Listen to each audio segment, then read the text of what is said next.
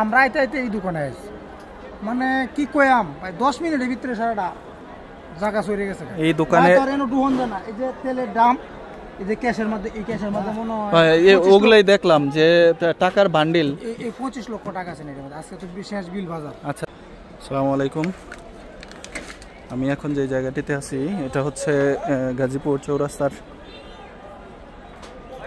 চৌরাস্তার শামলা ম্যানশনের ঠিক পেছনে। এটা হচ্ছে শাপলা ম্যানশন মার্কেট যেটা আমরা বলি, চৌরাস্তায় একবারে টাঙ্গাইল রোডে। আর এর পাশে অর্থাৎ পিছনে এই জায়গায় 100-র মতো দোকান প্রায় আগুন লেগে পুরে ছাই হয়ে গেছে। এই দোকানগুলো ছিল আপনার কিসের দোকান ভাই? কাঁচা বাজারের দোকান। কাঁচা বাজারের দোকান বলতে আপনার আলু, পেঁয়াজ, রসুন ইত্যাদির দোকান। তো যতটুকু জানতে পারলাম এই আগুনটা লাগছে ভোর 5:30টার দিকে। যেই দোকানগুলোতে আগুন লাগছে অর্থাৎ আগুন লেগে পুড়ে গেছে তারা কোনো মালামাল বের করতে পারে নাই।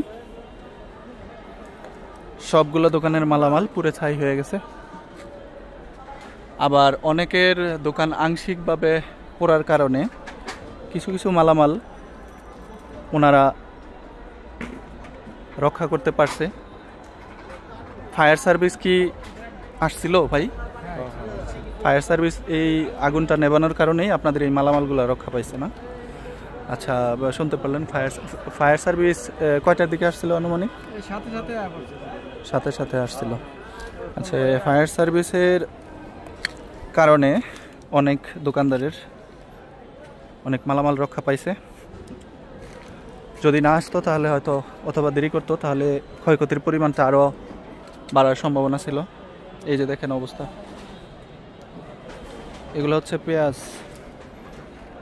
আমি যদি দেখাই, এই যে দেখেন কি ভয়ঙ্কর অবস্থা রে ভাই। এই যে দেখেন এই জায়গায় কিন্তু অনেক টাকার মালামাল সব কিছু পুরো ছাই হয়ে গেছে।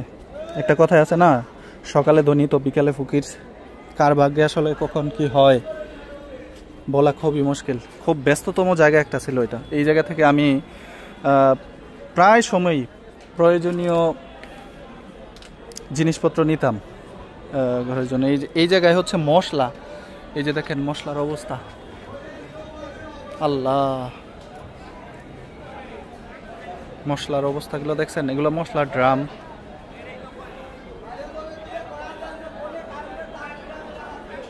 দেখেন অবস্থা, এগুলো হচ্ছে হলুদ। এই জায়গায় যে আরও কত কিছু আছে আমার বলা সম্ভব নয়, এটা একমাত্র দোকানদারই বলতে পারবে। এই যে যেই জিনিসগুলা দেখেন সব কিছু পুরে ছাই, কোটি কোটি টাকার। কারণ এই যে একটা দোকান, এই একটা দোকানে দেখেন এই যেগুলো ডাউল, এই যে ডাউল তো কয়েক পদের হয়, মানে একটা ইয়াতে যত ধরনের ইয়া থাকতে পারে। আল্লাহ, দেখেন এগুলো হচ্ছে শুকনা মরিচ।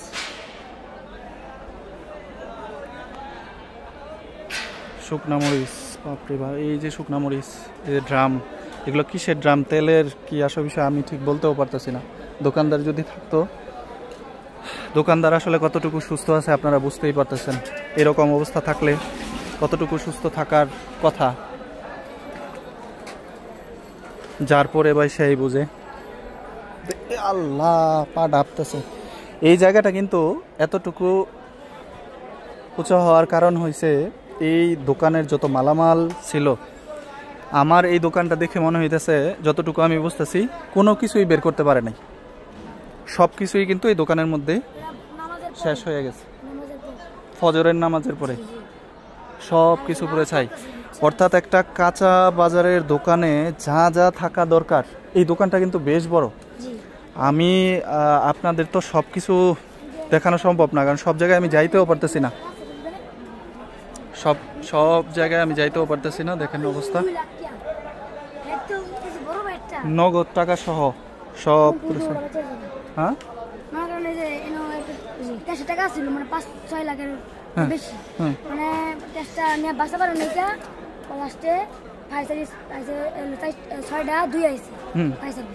আচ্ছা পরে আইসা মনে করেন যে এই 15 আগুন লাগছে পরে তারপরে মনে করেন 5 টাকা দিচ্ছে পরে ভাই সাথে যাইতে দিয়েছে ব্যাংকে পরে তো টাকাগুলো কি নিতে পারছিল?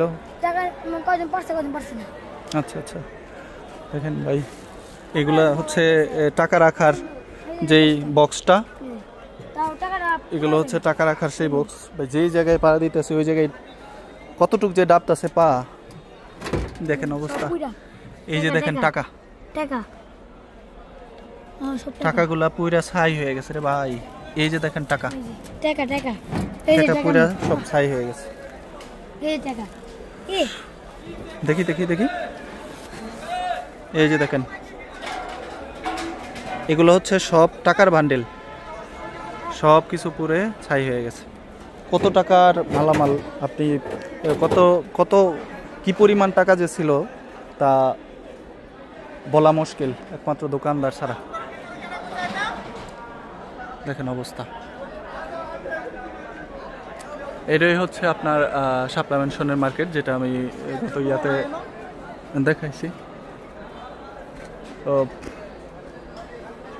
এই হচ্ছে ভাই, এটা কি আপনার দোকান? না না, আপনি অন্য দোকানদার মানে? হ্যাঁ হ্যাঁ, এটা যে আমি এই দোকানে আর এই দোকানে কাজ করি। ও আচ্ছা, আপনি কর্মচারী ছিলেন? হ্যাঁ হ্যাঁ।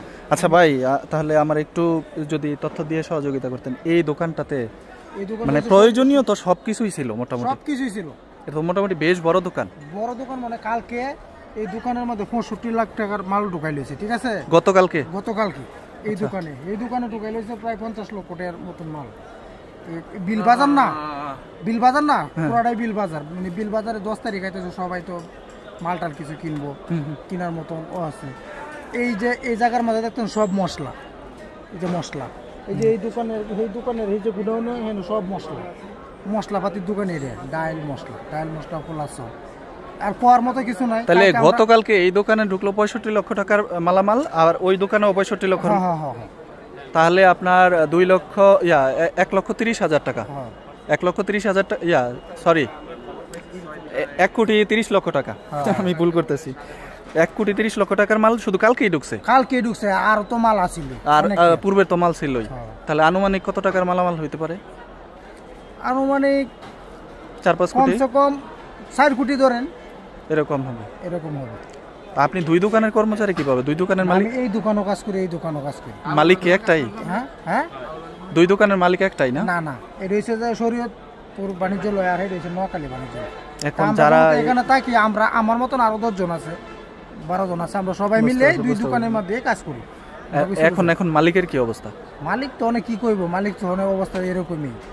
এই যে কি করার মতো তো আর কোনো বাসা নাই। বাসা আছে কি? বাসা তো নেই। আচ্ছা, আমি আরেকজনের সাথে কথা বলছিলাম এই আগুনের সূত্রপাতের কথা। উনি যতটুকু ধারণা করছে যে বিদ্যুতের, হ্যাঁ, আমরা ধারণা এটাই বিদ্যুৎ কি।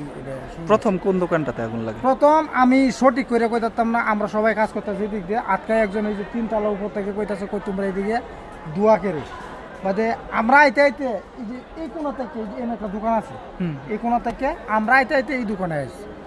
মানে কি কইয়াম ভাই, 10 মিনিটের ভিতরে সারাটা জায়গা চলে গেছে। এই দোকানে ডুহন জানা, এই যে তেলের দাম, এই যে ক্যাশের মধ্যে, এই ক্যাশের মধ্যে মনে হয় ওগুলাই দেখলাম যে টাকার বান্ডিল, এই 25 লক্ষ টাকা আছে এর মধ্যে। আজকে তো বিশেষ বিল বাজার। আচ্ছা দেখেন, এই যে এই ড্রামটার মধ্যে, এই ড্রামটা, এই যে তেল, এই ভাইয়ের, এই যে উনি কিন্তু এই দোকানের কর্মচারী, ওনার তথ্য অনুযায়ী এই বক্সটাতে ছিল 25 লক্ষ টাকা। 25 লক্ষ টাকা আনুমানিক কইতাছে, নগদ ক্যাশই ছিল 25 লক্ষ টাকা। এখনো এই যে দেখেন পড়তেছে, দোয়া বের হইতেছে, এই যে টাকা দেখেন ঘুরে কি হইছে, এই যে পড়তেছে, দেখছেন? এই বান্ডিলগুলা, এই বান্ডিলগুলো হচ্ছে টাকার বান্ডিল। গতকালকে তো কালেকশন ছিল, বুধবারে তাদের একটা কালেকশন আছে। আমরা তাদের ছোটখাটো পাইকার, আমাদেরও ব্যবসা আছে। উনি প্রত্যেক সপ্তাহে বুধবার ওনার আমাদের এইদিকে, আমরা হলাম মির্জাপুর মণিপুর বাজারের ব্যবসায়ী। আচ্ছা, তো ওনারা প্রতি সপ্তাহে আমাদের থেকে কালেকশন নিয়ে আসে। আমি কালকেও 1,85,000 টাকার মাল নিয়েছি ওনার থেকে। ওনাকে আমি কালকেও টাকা ক্যাশ দিছি, এবং আমরা প্রত্যেক বুধবার এরকম দিয়ে থাকি। আচ্ছা, তাহলে আপনার কথা অনুযায়ী যদি আমি ধরি, আশেপাশের গাজীপুরের যত ছোটখাটো ব্যবসায়ী আছে তারা তো এই জায়গা থেকে মালামাল নেয়। হ্যাঁ, মিনিমাম 2 থেকে 250 পাইকার আছে যারা তার থেকে দৈনিক কম বেশি মাল কেনাকাটা করে এবং পাইকারি রেটে। শুধু এই এক দোকান থেকে? এই এক দোকান থেকে, শুধু মশলা এই আবুল ভাইয়ের কাছ থেকে।